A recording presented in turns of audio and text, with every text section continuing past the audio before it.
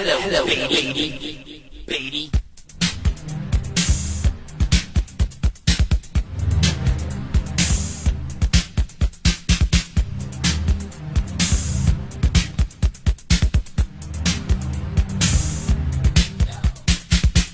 Here I am, mind so blue. Fix on my mind, I don't know what to do. Shall I sit here, or shall I call up a freak to drive me up the wall?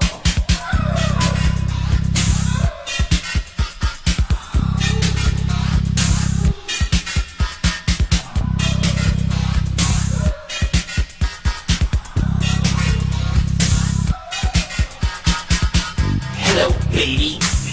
What's the scene? Can't I come pick you up in my limousine? Just ain't nobody bad like me. I make you great freaking tea.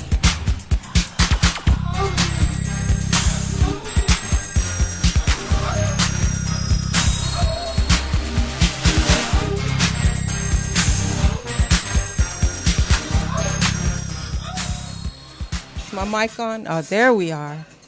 Oops. Well, welcome everybody. Hey.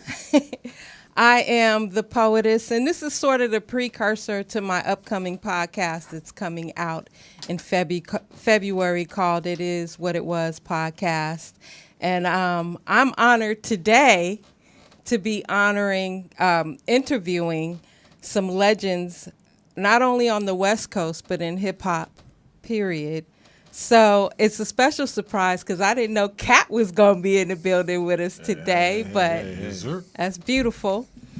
So I'll start by introducing these guys. Today we're going to talk about the history of Uncle Jamm's Army and their impact on hip-hop culture and Los Angeles and their whole history and the young stars that came out as a result of Uncle Jamm's Army. So today we have some of the founding members of Uncle Jamm's Army, and we want to say rest in peace to Rodger Clayton.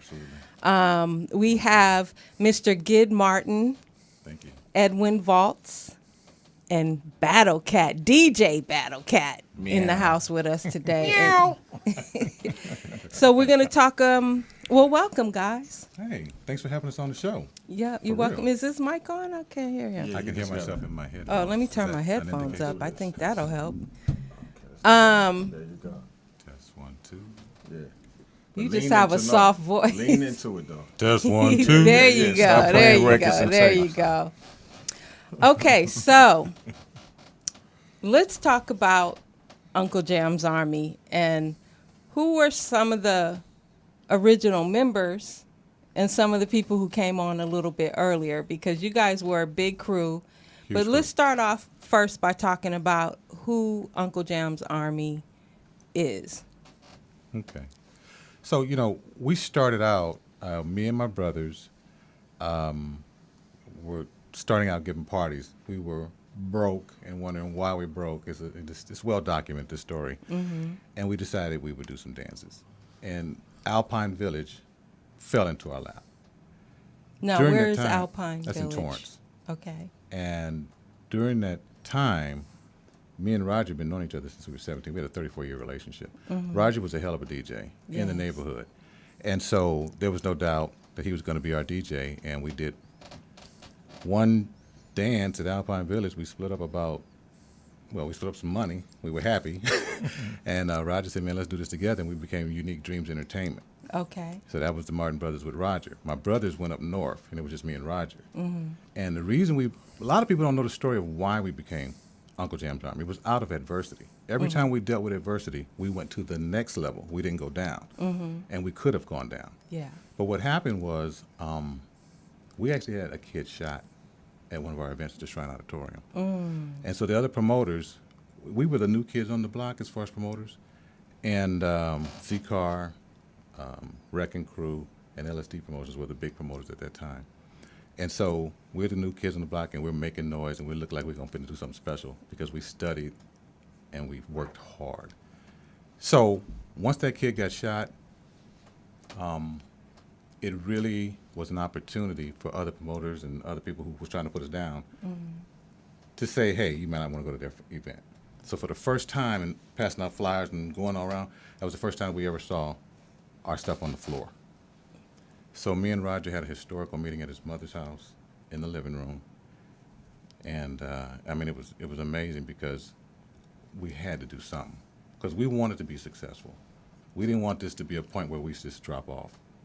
So we said, the first thing we got to do is we got to change our name.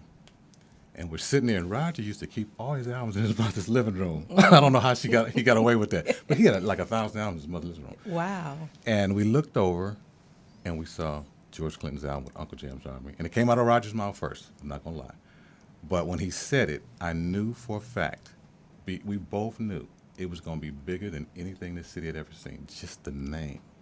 And so I said, man, we're going to put everybody in military attire. That's how we're rolling. You have to show up, if you're on our staff, you have to show up in military attire. And we gave a big show at Alpine Village and almost got sued. How many, what was the capacity of Alpine Village? We got 1,000 people in there. It was really probably only 700, but we had about 1,000 people in there on a regular basis. And we almost got sued by Uncle Jamm's Army's headquarters, George Clinton. One of the girls that worked in his office threatened to sue. That was another point of adversity where we went higher rather than lower. Right. And when we hit adversity, when our back was against the wall, we worked very well. We didn't, we were pressured. But we asked her to come out and see. Her name was Bobby Goins. Well, she was the wife of Bobby Goins, the guitar player for Funkadelic. And she was working in the office, And she came out to Veterans Auditorium. She saw what we were doing. She fell in love with us. We actually had Jackson Limousine pick her up because she was really coming hard, and the guy was an Asian that was running the Alpine Village. He was scared. He said, we got to cancel the event. We had really promoted that event. That was going to be our biggest promotion to date. We had 1,500 So this people. was going to be the first Uncle concert Jamm's Army. under Uncle Jamm's Army. Yeah, and we were all excited, and then all of a sudden he said, we got to cancel it. We got to cancel it. He said, we cannot afford a lawsuit. They're talking about suing us. They're talking about suing you. We got to cancel it. We got 5 days to showtime. We've spent the money. We got people buzzing. We promoted like crazy. And it was crazy because I knew some people in his camp.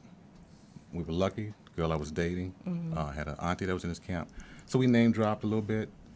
And she was hot at first. Like, no, you guys do. I said, listen, we're not in the music. We're doing parties. Come out and see what we're doing. She let us use the name. George Clinton gave us his blessing, and the rest is history. Wow. And you guys added an M to Jams, right? That came later. That came much later. Yeah, that came in about homework. Go on, Poetess. Don't forget them names either, because she asked about the original members. So. Oh, yeah. So you got Rodger Clayton, you got David Storms, you got Bleeps was our DJ, Smooth. Gosh, we had a lot of people rolling Razor, keep going. Okay, so then there was another generation. Once we started doing the bigger arenas, he knows the story. Battle. No, I don't know the story. I just was just. But we had cats like Razor. You guys, you look like Troy, Jr. There we go. Gosh, I'm gonna end up missing somebody. Just keep naming as much as you can. That'll help. Muffler. Come on. Before the LA posse?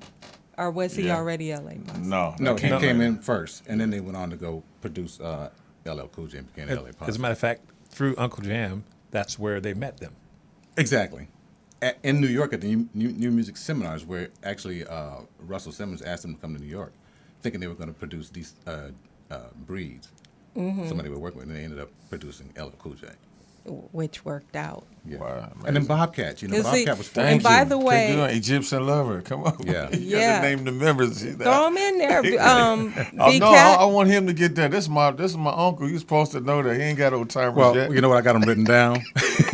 These guys were so significant to us because when Egyptian Lover came to us, there you go. We were still big at that time. He made us better. It was like he was like our MVP for a minute. I mean, he came in, and his style of DJing, I had never seen anything like that in my life. I mean, he was triple. What kind of records was Egyptian Lover playing? Because he's kind of credited for being one of the, godfathers of electro. He did a lot of techno. Yeah, West Coast electro. Yeah. Los Angeles, he is. Hey, Gid, let me add something to Egypt because I handled I owned a company, Music People, and I was already in the business of doing sound, and I had about 200 speakers, and then what happened was I wanted to. I'm looking to keep the speakers working. So who were the hottest promoters in town? Uncle Jam's Army, and then so we it was like a marriage at that Big moment. marriage. Okay. Big merger. And but speaking with regard to Egypt, which will be with us tomorrow night. Yeah. So I remember the first time I'd never heard of scratching before. So you imagine I own equipment, it's there playing, and then I walk in and he's pulling the record backward. And I walked up and said, "What in the hell are you doing?" Messing up my needles. Right. So you can imagine back in the old days, somebody's pulling a record back, and the only thing I'm visualizing in my mind is that he's getting ready to break the needle, and it's going to be a problem tonight. But he showed me what he was doing, and it turned out okay. The rest is history again. Right. The rest is history, right. And then Bobcat came along. We were doing the playpen right across the street from here. And we were doing the playpen, and it was in the mall then. It was a big hall. Okay. And we called it the playpen. This young man, Battle, actually walked in there, but I want to talk about Bobcat first. Bobcat was 14 years old. He would come, he would look down, because you could go up the steps, and you could look down, and he would see what each was doing.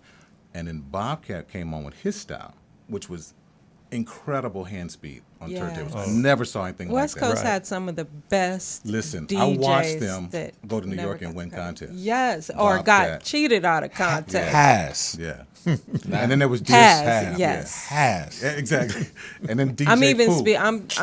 I know we have some of the best DJs, but I'm speaking even back then. Yes. We had some of the best DJs in the world, and I remember some of them not being treated fairly at some of these DJ competitions. True. So, remember especially what was it, the New Music? New Music Seminar. New Yeah. Music DMC Seminar. Yeah, I remember DJ Aladdin got. He was one that got cheated. Joe Cooley did too.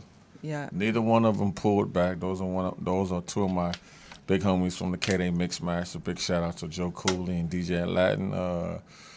Who else went? Battlecat, I think he attempted to go, but I was definitely a contestant in it, and I didn't win, but I won in my division of just being courageous and going out there. Thanks to Doug Young bringing me out there. Yeah.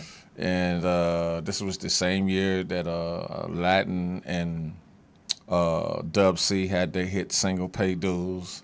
Low profile. Low profile. Now, if I'm not wrong, I want to say 80. Oh, man, that's crazy. Like 89, 88, 89. I was in that seminar. So it was a beautiful representation of bringing the hip-hop culture to another level. Seeing another DJ come and try to bring the trophy back. But we found other ways to identify ourselves as these solid DJs, so as we are today. Okay. Let's go back to some of the venues you all played at. You mentioned Alpine Village, Playpen. What were some of the other venues before you hit up the bigger spots? That's a great story.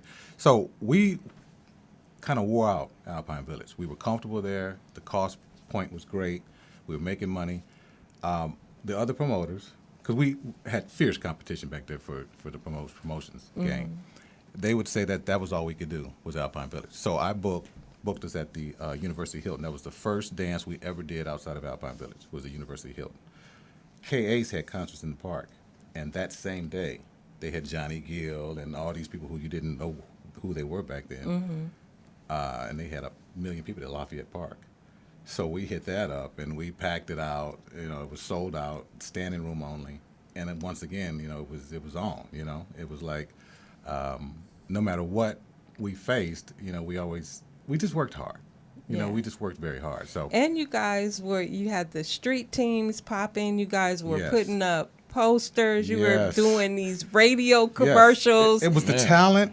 And it was the promotion and the radio commercials that me and Rodger did. We would go them commercials just did it for me. Make you want to. Because we didn't have we had television, but they wasn't doing advertising on television just yet. That was so. Radio we was wondering what the faces looked like behind the names being dropped, and just hearing them golden voices. Then you finally get to the sports arena or wherever.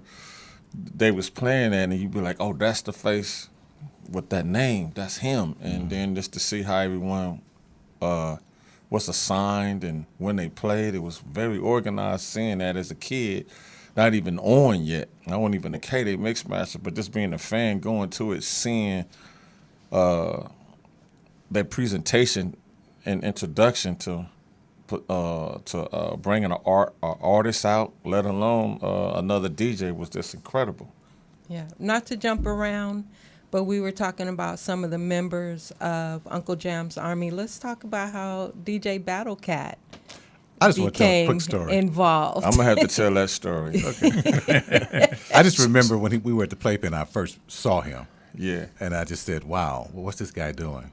I had no idea he was going to make history. None of those cats. I'm going to be honest with you. I didn't know none of those cats was going to do it. DJ Pooh was just a regular dude. Yeah, come on. The You know, twins, the come twi- on. I There's so mean, many to so name. many people. And some of our security. Big Coco, he became a Yeah. security guard for Prince. But this guy, tell your story, man. Hold on a It's second. Before he impressive. tells the Go story. ahead. Laces, put some shoelaces in their shoes. Go ahead. I remember when he came to me, he wanted to be with the crew. Music people. Okay, and I talked to him. I says, "Let me see your First. report card." I I'm put like- my head down. I was supposed to put my head up and smile at that point. That's an awesome But when story. he said report card, I was like, and I actually said, "When you get your grades up, I'll see you." Wow. and I and love you got that. them grades up, Cat. no. No, he probably I impressed just him got my with his hands. I got my reputation. Right. up. He got his. And Wait a minute. He didn't get his grades up. He got his skill set up. That part. That So we helped waived the tremendous. grades. Yes. So tell us, Cat, how you became a part of Uncle Jamm's Army. Well, this is way later after Uncle Jam Army, or not on the scene because, for whatever reason, it's all good. People kind of outgrow, certain situations. But I knew for me, being who I am as a producer, that I had a responsibility to keep the legacy of Los Angeles culture, of entertainment, rather if it's DJing or the musicianship side, or let alone as a producer or engineer, because I do it all. And so we had this thing called the California Mix-Off or something like that. Oh, yeah. The Cali Mix. The Cali Mix-Off, and it was the second year I heard they was looking for me the first year. The second year they got me. It was in Culver City, by my wife's job, not too far from here. And Rodger and everyone appeared. And once they was on the scene, they had questions about who equipment was what, because they wanted to play.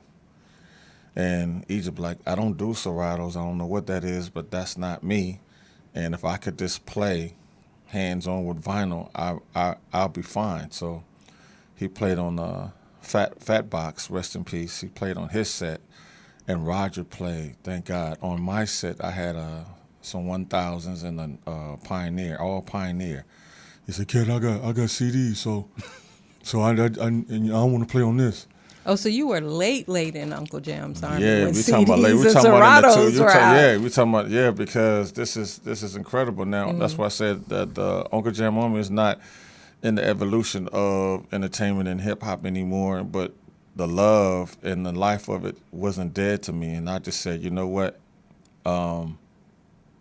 After giving this man space to do what he do and play, and after he played, I just looked at him in Egypt. I hold both of them by their shoulders and said, listen, I know it doesn't exist and people forgot, but because of where I'm at with my peers, Snoop and Dre and anyone you can think of, and Cube, I still is a world-renowned house DJ for them on tours and all kind of stuff and studio performances and stuff like that. I still incorporate everything you guys taught me. Is it any kind of way that you guys can still let me be a part of Uncle Jam's Army? And they looked at me like, are you kidding me? Man, you surpassed that and us. Ain't no one checking for us like that. I said, yes, they are. I said, if you guys would announce that I am the last and newest member, you never know what that would do. Mm-hmm. And he kind of he kind of looked at me like, damn, I can't believe you want to do that. Sounds just like him. That ain't fair, man. But you know what? He said, Egypt is death. What do you want to do? Let's do it. We already seen them play before. Now, that's one thing that messed the crowd up because they didn't know that Rodger and Egypt seen me play.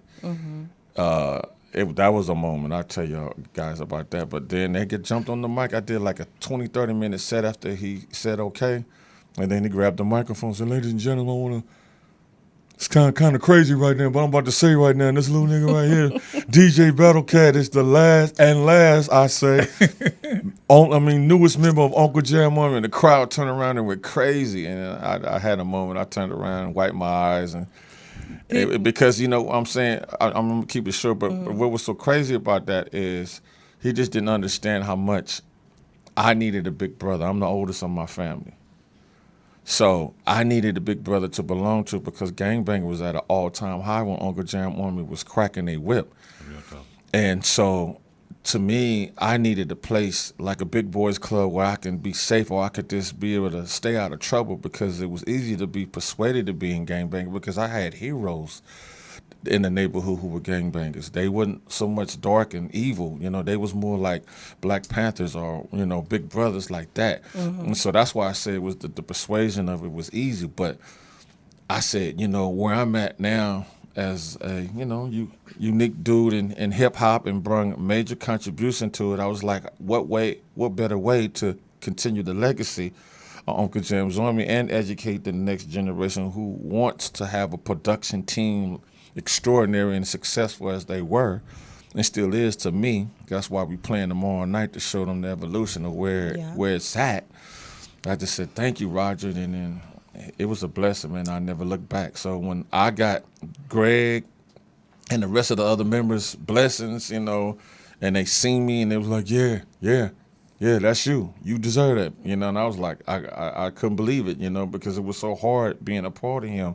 Like this man said here, you know, he wanted education. I don't want to hire a fool. You got to be able to learn how to read these contracts and the request of what anyone who needs information. You know, what you gonna do? You just gonna scratch and that's it. You can't talk. You can't speak to the crowd. Can't bring them. You can't command them. Right. So that was a beautiful thing. So Edwin, I interviewed Ice-T a while ago, and he was saying that he wasn't officially a part of Uncle Jamm's Army, but he wanted to do what you were doing, get equipment and do parties. And he said that fell apart real fast for him. But he started out wanting to do what Edwin was doing. Ooh, like, you mean on the equipment side? On the equipment side. Ooh. And go ahead. No, but I was going to tell you the story. I remember we were at the sports arena. He used to come to all the parties. He came all the way back to Alpine Village. Okay? Ice-T? Yes, Ice-T was at all the Yes. parties.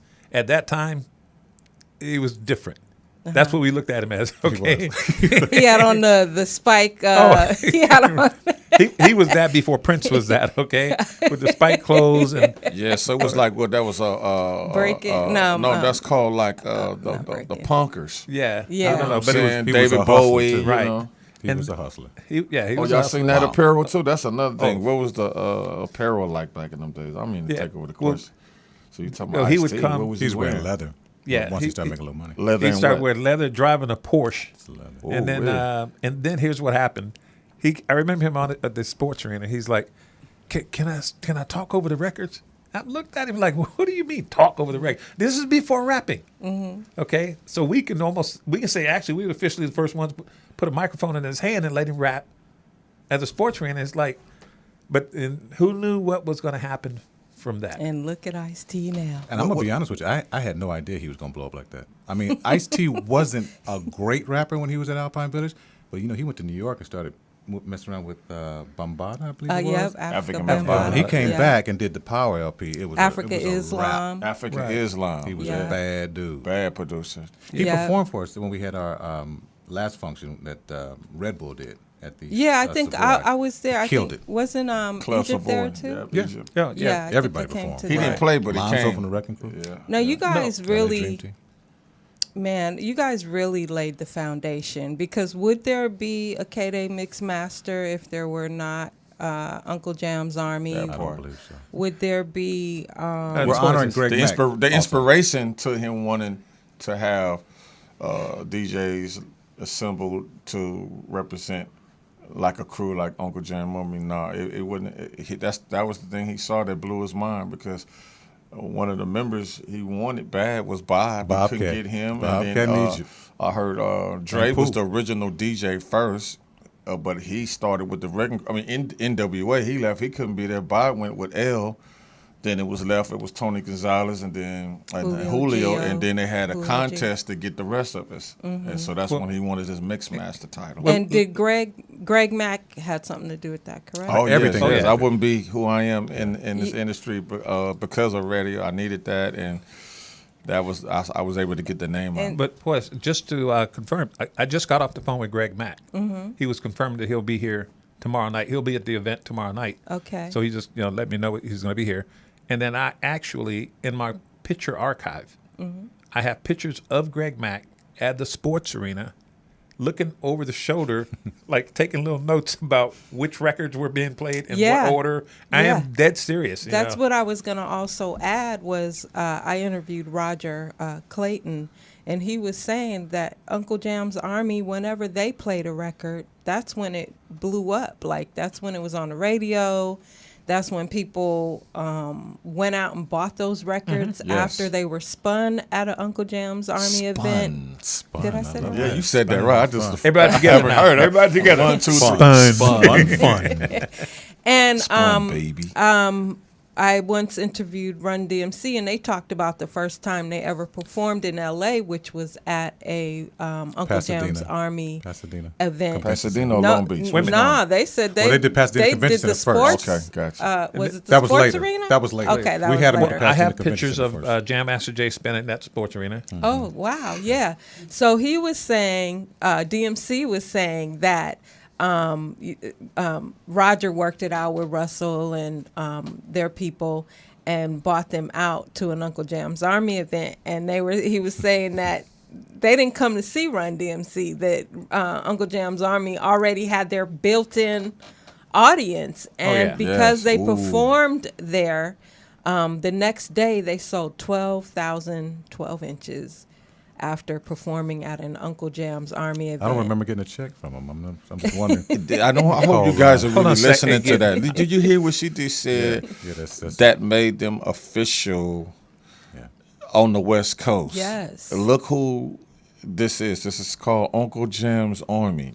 You see the contribution we have brought. Yeah, major contribution that you Not guys. the record company. Right. None of that. Oh, my goodness. I just had to reiterate that. That's cold. well, That's a cold Rodger fact. and Uncle Jam's Army brought a lot of East Coast acts and other regions out here to the West Coast. And once they made that connection, their careers changed. I want to just mention a few. Eric B. and Rakim, Yeah. LL Cool J. We brought him when he was 16 I remember years old. when he bought Slick Rick and Dougie Fresh Come out. on, that was a you sports know? arena. Now, that was the bomb. Now, what about when he brought R&B to the table? I'm talking about New Curtis Edition Blow. at the sports arena. Yeah, now they came and they stood on the stage. I still have that picture. They didn't perform, but It the wasn't a look on time their where faces. they did. Are you sure about that? Was it another time where they did perform? No, or they never But performed they at had the that silk They outfits came. on, right? Yeah. I remember that. I was there. Bobby That's what I Brown was still with them at that time. Yeah. Oh my God. Yeah, they were amazed, man. They Yeah, just, wow. I just really think that Uncle Jam's Army is an organization that people need to know about their contribution to hip hop culture. I mean, Yes. they're to me and in my knowledge and experience, really the foundation of a lot of the success of the West Coast culture. Yes, They sir. just don't get their, y'all just don't get y'all just due. So I hope that one day people will finally realize who you guys are, your contribution, because I hear a lot of times, like even now that we're in the Hip Hop 50, that a lot of the West Coast contribution is not being acknowledged. And we have a rich history. While you guys were starting out as Unique Dreams Entertainment.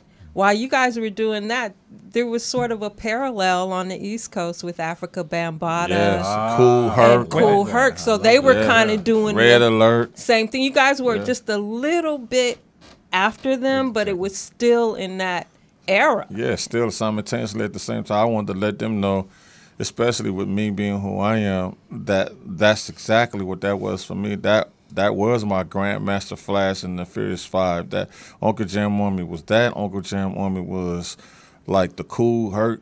You know, Mr. Magic would be maybe Greg Mack. You know, we had other radio station hero DJs as well. Frankie, I just talked to him at KDAY. Some brothers at KACE, KGFJ. We still had a plethora of other DJs, radio jock DJs that inspired us all, along with Uncle Jam on Me, if not perform before Uncle Jam on Me, that I can remember in 1978, 79. Yeah. What would you say was the year Uncle Jam Army was really first identified? So it was 1982, actually. December of 1978, we gave our first dance at Alpine Village. And so we were just, just getting started. There you go. We didn't even think about no Uncle Jam's Army. We were just trying to get some money in our pocket and be popular. What made y'all tackle the LA Sports Arena? Now, that's Rodger, a great story.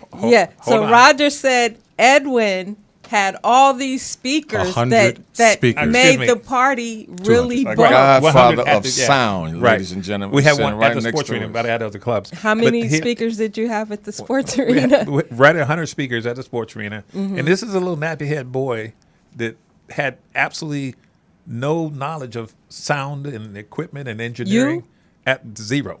Never been to school for it. I didn't know the difference between an ohm and an amp. And we just started. And you just bought speakers. We bought a speaker, and then we bought an amp, and then we hooked it together.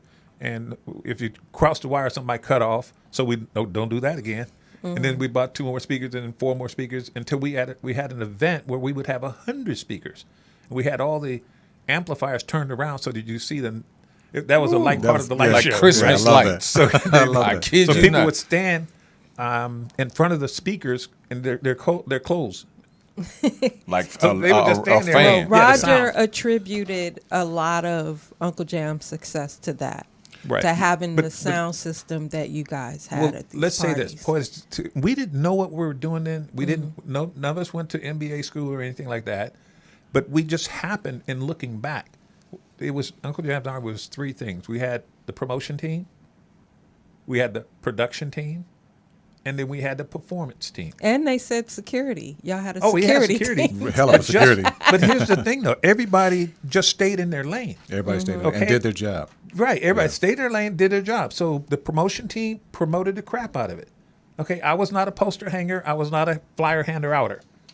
Okay. But they didn't have to worry because about 2 weeks before the event, I'm already mapping out what speakers are going to be where. We didn't have computers. I just had a little graph paper. So we draw the stacks of speakers and everything and all the wires, how many amps do we need, and which ones are going to be where and everything. So just like Battle says, we built the business from kids in the neighborhood. Yeah. Okay? So you got like a McDonald's. It's a big company, but regular people make it big. Yes. So I want to make a point bring on up that picture, that crowd picture at one of the Uncle Jam Army events. Now, let me say this. Can you talk about that? Where was this? That's at the sports arena. But let me tell you something. Just like Gid said, we have a different challenge, and we'd rise to the occasion. There were 3 of us, and somehow one would be a believer, and he'd have to talk the other 2 into it. Okay? And so we had done this. We'd done the Palladium. We'd done the LA Convention Center, Long Beach Arena, Santa Monica Civic Auditorium. There's not a place or facility. And you packed out all of them. And then all of a sudden, we're sitting in a meeting, and then a little guy walks in there with glasses on, named Gid Martin, says, "Let's do the sports arena." Well, let me tell you that story because it's really important. Me and Rodger had a habit of reading the newspaper all the time. So the Metro section said the sports arena is in trouble. They're losing Barnum and Bailey. They're losing all these things. And at the same time, Long Beach Arena, the convention center are telling us, "Gid, we love you and Rodger. We can't have your crowd here. It's too big." When I walked in and talked to George Gonzalez, who was at the sports arena, he said, "Well, what groups are you going to be promoting?" And I'm like, "Well, we don't really have any groups." And he's like, "Come on, man." And I said, "Well, we got some DJs that are pretty popular."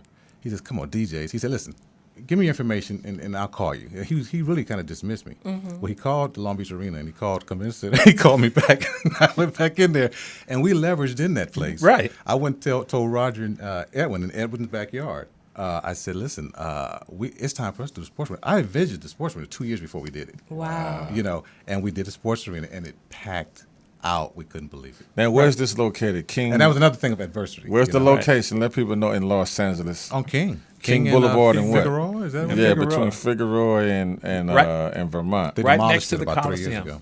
Now, you Right What next about to 3 the years ago? No, not right next to the Coliseum. Yeah, next to the Coliseum.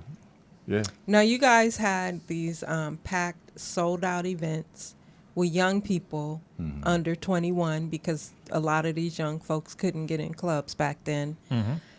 How were you able, because you mentioned you had one fatal incident. Were most of the events like that where there were So we no had- gang violence or? You know, the gangs followed us, especially I should say the Rolling 60s, where they loved Uncle Jam's Army, you know, and for the most part, really we would have events where it was no trouble. But back then, with that large of a crowd, you couldn't avoid the trouble. After the thing was over in the parking lot, you really need to get to your car. A lot of stuff broke out. We saw some very unfortunate things happen. That was the one fatality. We had one other. We did a run at the DMC after party over on Washington downtown, and another kid, you know, but The Casa?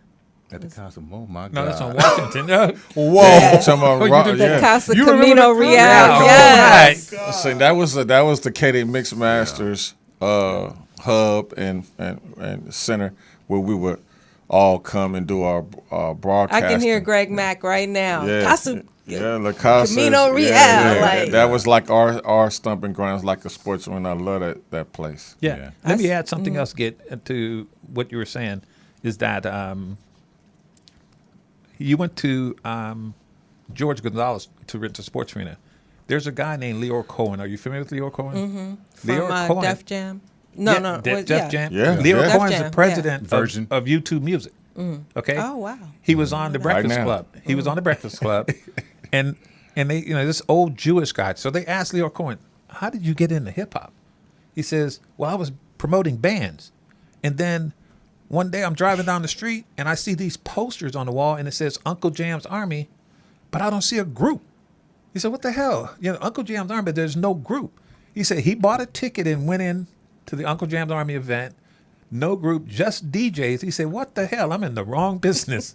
And that he started right at that point. That inspired him. That's what he says inspired him. Wow, that's what I'm Yeah, it's saying. crazy. You guys have, Rich. man, so much, Riches. so influential to so many people who went on to just really build this culture up. Like, And I got to give a lot of credit to Rodger, but I'm going to tell you, that was not our vision. Our vision was just to be the best promoters of all time. We make some money, chase the women. I mean, we were having fun. But the careers that came out of our camp, and even Lonzo's, I know you're going to transition to him. yeah, It's phenomenal when you think about the Right. people that came out of those two camps. yes. But let me just wrap up on that point, because we have the event tomorrow. We put out a couple of phone calls. Yeah, let's talk about the event a little Okay, bit too please. after Now- your point. yes. Go ahead. Like I was at LL Cool J just a couple of weeks ago, and we told him we're doing something. He said, "Hey, whatever you need." He said, "Uncle Jam's Army, whatever you need, done deal." Yes. Okay, and then since the event is tomorrow, so it'll be out anyway. So Battle put a call in, okay, and Battle said, "Snoop, we're doing an event. Give a shout out." He did his Hey, thing. 2 minutes later. Yeah, two- just that quick. 2 minutes. He said, "Uncle Jam, anything for Uncle Jam's Army." And he sent us a shout out, which we'll play tomorrow night. So LO, and we got a couple others that we're working on. We don't want to disclose them until we got it locked down. But that's how you mentioned the name, because they came through the remember. camp. Yeah, and they grew up. Well, some were too young to get into the parties, maybe. But you guys also did dances in the Bay Area. Very few. Yeah. We did go up there once or twice. We took a bunch Because of people one up thing there. about the Bay Area, if you ain't from there, they'll give you a hard time. We had a little problem with that. I won't get into it. We had a little problem with that. And it was the same when they had to bring their asses down here to South Central LA. They wanted Roscoe's, they wanted Hollywood, Right. they wanted the beaches, they wanted our women, they wanted the lowrider culture. We gave them the same blues. You hear me? Right. And the sticky. Right, but we'll save it for another episode with regard to the one event we went up there for. Oh man, yeah. Yeah. Okay, so I know that early on, Rodger and Lonzo Williams were working together in some capacity, and they kind of went their separate ways. Love-hate. Yeah. A love-hate Can't relationship. live with you, can't live without you. You know, it was a very strange relationship because Lonzo had a sound system. He was the first sound system we got was from Lonzo at the Alpine Village. And so I didn't know that. I don't know if Rodger, because I had my brothers, I don't know if he wanted to kind of, but at one point, Rodger approached us and said, hey, would you guys mind if Lonzo joined us? This is back when we were Unique Dreams Entertainment. And the only reason we said, no, we loved Lonzo, but we didn't want to split the money 5 ways, we split it 4 ways already. You know what I'm saying? So that was the whole thing. Lonzo, I'm so proud of Lonzo because Lonzo went and did his thing. He wasn't letting that hold him back. And I don't know if he requested it or if just Rodger was one. I never got the story on that. But they were close, and sometimes they loved each other, and sometimes they really hated each other. But it really, we had a lot of competition between the two camps. I interviewed both of them, and I just laugh when they get to talking about each other. Like, they say the same thing. It's a love-hate. what you're talking about. Love-hate relationship. You didn't have him. You didn't interview him at the same time. No. Because you'd have to have a cage in here. Yeah. No, I didn't. But I just got a kick out of Lonzo's crazy stories about everybody from Eazy-E to Rodger, the whole nine. So one final question, and then I really want to talk about the event, is what do you guys feel Uncle Jamm's Army's contribution is to hip-hop culture? That's a great question. Yeah. I think. Let me start, and then you close it out. Sure. Yeah, because at the time we didn't know what it was. We were just doing events, okay, and we wanted to do the best event that we could do, the biggest, the hottest, the most people, and little did we know what was going on. I remember Battlecat at like 14 or 15 come to me and say, Edwin, will you manage me? I'm like, manage you? What do you mean? You play records, you know? I didn't have the vision. I didn't know it was going to do what it did. And then we look back at the people who came through, the people who we had an impact on, you know, the events. We could list off the top of our heads. Give them a few, because you know the fans is listening. I remember Egyptian lover. DJ Pooh, you got to talk about DJ DJ Pooh. Pooh. Went on the right Friday. Right. And he's still Q, doing big Ice-T. Still things. doing big things. Ice-T. And the first Dog time. Pound. Wait a minute. Snoop Dogg, Charlie Wilson. Dr. Dre, the first time, I still have the poster. The first time we hired Dr. Dre, we paid him $100. Okay? And so all of that came out and through one or two camps, Uncle Jamm's Army and World Class Wrecking Crew. Yes. Okay? And we were banging, and the competition drove everything. If you were to build a tree, starting with Uncle Jamm's Army and then the World Class Wrecking Crew and all the branches KDAY. that come from just those two organizations, Oh, you she said those two. Eminem Right. coming from Dre, like it's Just saw DJ it's Yella the other day. It's ongoing Yeah, to you're now. Right. You're right, because You know? I'm the newest member of World Class Wrecking Crew as well, so I belong to both crews. All three of them, didn't know and that, Katie. I'm man. the only one on the earth that belongs to Know all about that. three of those Right. crews without being a traitor. Right. So, but go ahead. So, you know, Sad to say it. what I love, you know, is that so many young brothers came into our camp. They were talented. They don't owe us nothing because they were talented. They were on their way to do something. And they just wandered into our camp. Cats like this just wandered into our camp, right? And you look at DJ Pooh's career. Yes. You look at Bobcat and what he's done in the industry. Man, extraordinary. You know, worked with Tupac, worked with LL. You know, you look at Mufflin, what they were able to do with the LA Posse. You look at some of our security, like Big Coco, who went on to work with SWV and Prince. You know, Battlecat. he's got his name on 200 million records or some crazy number. 150. Egyptian Lover. Egyptian Lover is still going all over the world, Touring. performing, Yeah. touring. I It's Still crazy. to this day. and loving it.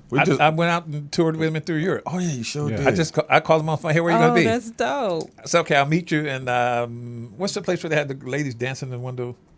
Amsterdam. Amsterdam. Oh, Amsterdam. Right. I ain't been there. I went to Brazil, but I ain't been there. Oh, that be you? Oh, okay. Yeah, she from my sister-in-law Oh, you from from the there? Netherlands. Okay. Wait a minute. Yeah. Man. If you think what we're doing, to go over there and you see a DJ party where they have 25 to 50,000 people at a DJ festival, no live bands.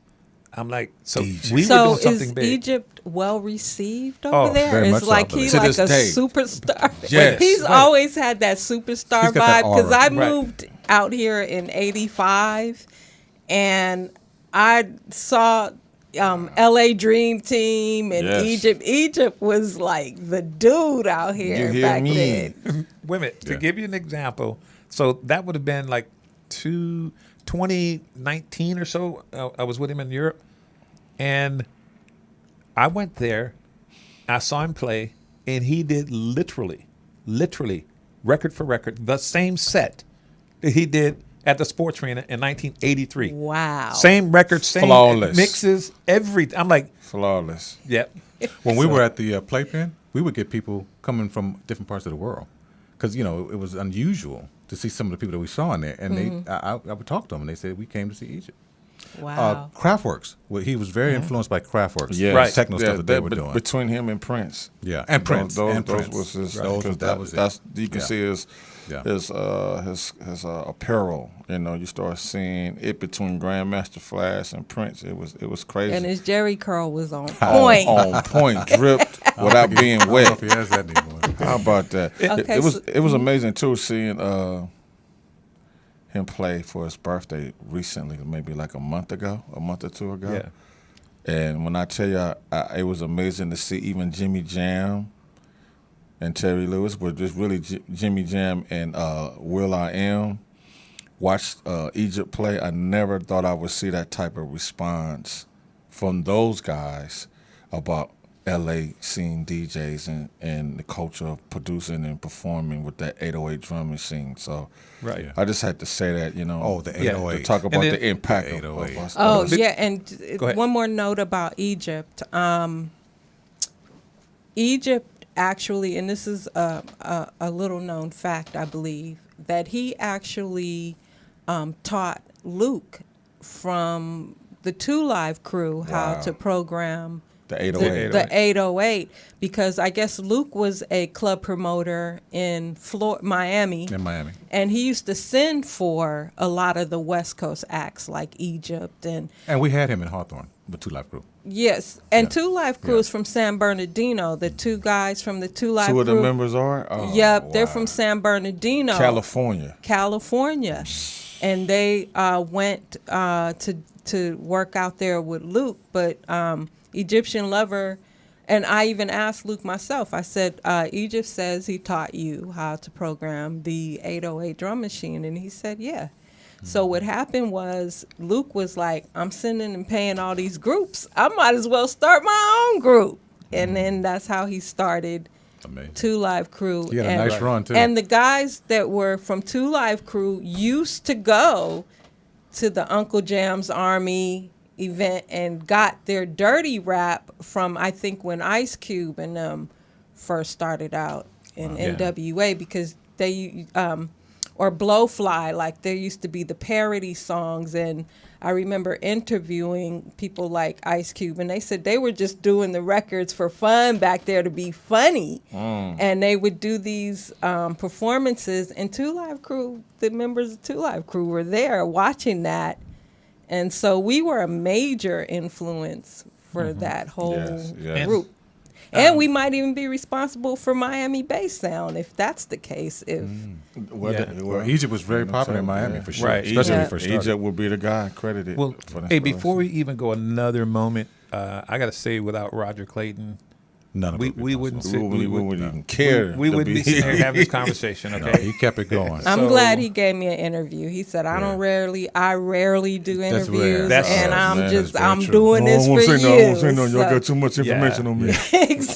exactly. Big shout out to Tom and Lester and Arabian Prince. I just was thinking about other Arabian names. Yeah. You know, that is our Prince. family of Uncle Yes. Daryl Jam. Pierce, Daryl Pierce. Yeah, we said Muffler, General Jeff, rest in peace. Yeah. Another Uncle General Jam. Jeff. Yeah. General Jeff. Okay, so tell us about this great event. Tomorrow is Uncle Jam's Army Day in Yes. Los Angeles. As proclaimed by the LA City Council. Yes, so it's official. The original day is the 28th. It's the 28th. But the Okay. 27th, I was trying to encourage him, like, that's not, give up on the date. Can we just do it the day before? He said, we can do it Friday, it's 27th. I said, yeah, we could do like a countdown to go we're gonna to do a midnight, countdown to midnight. and to the day of. And so, And I thought that was a brilliant idea. That's going to be fun. And he's going to be doing that. he said, countdown. you're giving me Yeah. chills. I'm just like I'm talking to Rodger right now. It was a trip. I was like, the man, whole time we've been working on this, I've been doing parties in a long time. Yes, sir. Okay, but my work that I've done with Edwin and with Battle Yeah. reminds me a lot of Rodger. You know, Yeah. Rodger and I were on the phone 700 times a day Yeah. when we were building Uncle Jam's Army, and it was Yeah. just, Yes. it just brings that back up for me. Big shout to our ladies too of Uncle Jam Army. Vicky, she at the LA DJ booth on Slauson and Western. Silky D. It's me, Silky, Silky D. D. Come on, we had to do it. I know they listening and watching, and if they can't let the marijuana or just fast life living, and we can't forget who they are. Like, better. You be with us all the time. You couldn't say nothing. Yeah, we're going to be honoring the day ones. Yeah, Okay. As many as we who can honor. remember. I'm gonna be and there. we're also going to be honoring Sam Watson. Okay, now what does he He's have in to the- do with everything? Well, okay, so let me talk about him. So Sam was around when we were just getting started and we were on the streets, and we would always bump into him. He was always So he's an LA hustling. guy. He's an LA yeah. guy, worked in radio, okay. worked at Motown. Wow, I didn't know And that. now he's in the Mayweather camp. He's a promoter. I know who he is, but I Oh, okay. had no Where he was he idea then? Okay. Oh, what- that he was so connected Yes. to Yeah, that part. Yes. LA Sam culture. Watson. By the like way, that. I was a picture man. I have pictures of Sam Watson on the stage, Uncle Jam's Army events with the microphone in his hand. Wow. So we're going to be honoring him That's amazing. tomorrow night. We're also going to honor Greg Mack from KDAY. Okay. Who else down here? Because I'm looking at the list who we and recognize. DJ The flyers Fool. right here. Yep, keep going. Muffler, Yep. Okay. Battlecat. Must put Oh, wow. LA Posse produced a couple songs on my album. I remember them. They Yeah, worked they- with you. Yeah. Krista Yeah. Glove, DJ Krista Twin, Glove. Dr. Funkenstein, DJ Reg, Okay, so where is Senator this? Sam Where Watson. could people get tickets? So that's really important. Where can they find the details about tomorrow night's event? It's actually right down the street from here at Absolutely, the Regency West, Near 43rd which and is Crenshaw. legendary in itself. Yes, indeed. So where can people buy tickets and where can they find more information? Your best bet is to go to Eventbrite and get your tickets now because seats are limited. Okay. So Eventbrite, and then you slash Just- Uncle Jam's Army. You just once you get to the Eventbrite site, on the search, just type in Uncle Jam's Army. It pops right up. Yeah. Okay. And get your tickets there. So all the LA folks and the new schoolers out there, this is going to be an event that you definitely don't want to miss, and I'll be in the house. That's right, live at the Regency West. Uncle Jam's Army wants Jam's you. Army, 3339 Uncle Jam's Army. West 3rd Street. You know Did you what I'm guys saying? 43rd used Street to in do your Los commercials Angeles. at Lee Bailey's? Yeah, Lee Bailey Studio. Lee We'd Bailey be over there. Studio? Wait a minute. And on that note, we put as much work into producing a commercial as most guys doing a record. So, what was funny was when we would go there, because Lee Bailey's younger brother was our engineer. And Lee Bailey had a nice studio, especially for voiceover At stuff. his house. At his home. Yeah. Yeah. In like Pasadena area. It was Right. awesome. Yeah. And we tried to get in touch with him. We would love to honor him. He was a big part of what we did. But it was just so much fun going there. And we sometimes we have to do 5 takes. Sometimes we get it right on the first take. But we always laid our music bed first. And then we, did our copy over the thing. It was exciting. And then people would love those commercials. Yeah, I mean, I still hear them in my head. But you guys used to name some of the events after popular songs too, right? Always. That was a standard. That was the catch. signature. Yeah. Yeah. Flirt. The theme, which was shake the your theme. pants. Whatever was the biggest record, we knew that locked in our promotion. You're hearing the record. Freakazoid Fridays you're with Uncle hearing it on Jam's Army. You know, so that was a big part of our promotion. We always hit record, busting out. That was probably our biggest show at Alpine Village. Live when we at first the became Playpen. You know. Uncle Jam's Army. We busting out live. Busting out. Rick James, Uncle man. Jam's Army. Huh? Yeah. You know, we So- started out playing mostly funk. You know, George Clinton, George Duke. Cameo. Yep, Yeah. yep, yep. So, and then all of a sudden the Planet Rock and the I mean, Missy that Elliott was started like the coming in. best, one of the best eras of music. Oh, is was the that a great funk era? era. Man, Oh funk my brass goodness. construction. Come on, man. Yeah, because I remember Lonzo's group was what was his construct? He had Disco construction. Disco Disco construction. construction. Who was that? Lonzo. Lonzo before Wow. World Class Disco- Record Yeah, Show. that explains why he was always wearing Speedos all the time. And some That was part of his Wow. thing. Y'all- When he'd drop his pants and then some Speedos, he was that's one of his things. What? He used to do to when he was a World Class Wrecking Crew and he had turned out the Didn't know lights. that. That was part of his act. And he used to talk about how Rodger would have on a cape and blow out. Oh, my goodness. I'd that take was- the cape over them Wait a Speedos minute. any day. Wait a minute, Forget Gid. what Lonzo talk about. Tell the story about when Roger Jumped off the stage. Don't- Ass say- chapping, So, ash so and shit. how much time you got? You go ahead. Okay, so you know we were doing a dance at Alpine Village, and Roger's a trip, man. And when I think about this, so something broke out inside the thing. So I got on the mic, and it was near 4th of July. So I told everybody, calm down. It's firecracker, but it wasn't. Somebody had a gun. So people were scattering, they were scared, and so people ran out. And this one guy was running around with a weapon or a crowbar or something, and he approached the stage, and he approached Roger. Now Roger's got a cape on. He used to call himself Ace of Dreams. Ace of Dreams. And I got some pictures. I got I'm some the pictures. ace of your dreams. Hey, listen, I got some Bet on pictures me. I can show you. But Roger, rather than back up, I mean, we were both on the stage, and it really was frightening because this guy had hit some people. Wow. Roger jumps off the stage with that cape and goes into a karate stance, and homeboy backed off. Backed off. And this was like a grip or something. Roger was like, "Come on, man!" He flew down. It seemed like it took. It seemed like it took.